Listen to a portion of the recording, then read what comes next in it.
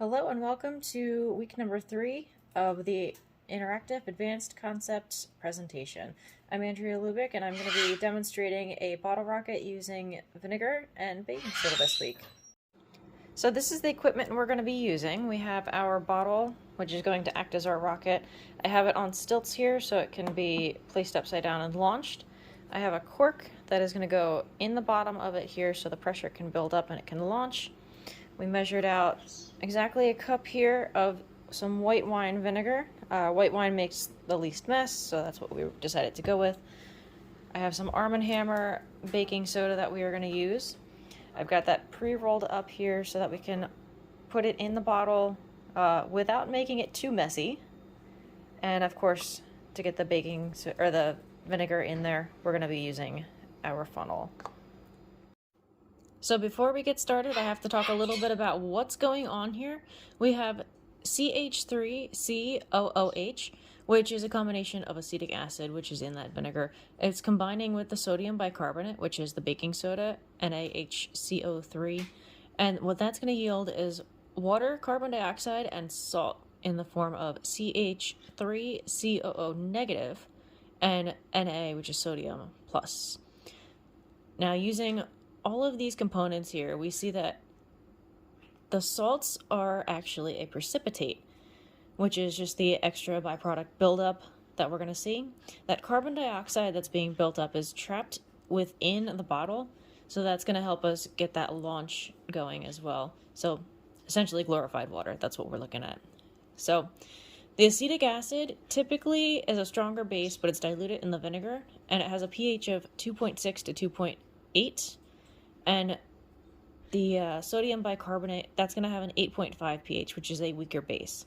So we're looking to do more of a neutralization here, or at least that's what it's trying to do until it uses up all those products. Go. Okay, so we've taken our experiment outside. I'm going to shove this in there really fast, shake it up a little bit, and we're going to run away. So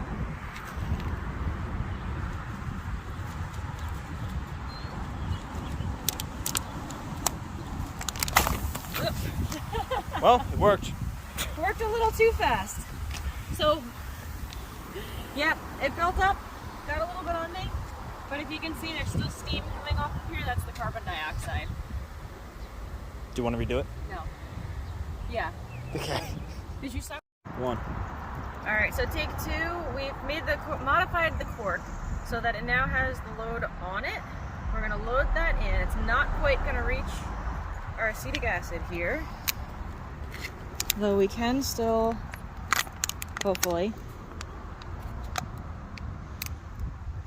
get this to be nice and tight. I'm going to flip it and shake it.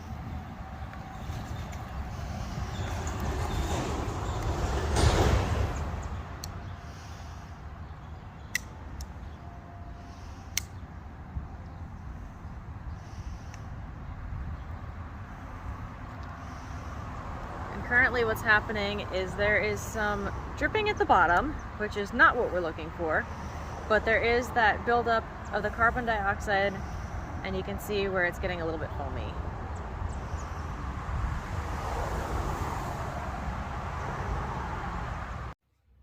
Alright, so after a few failed attempts, we realized that the seal was just not good enough.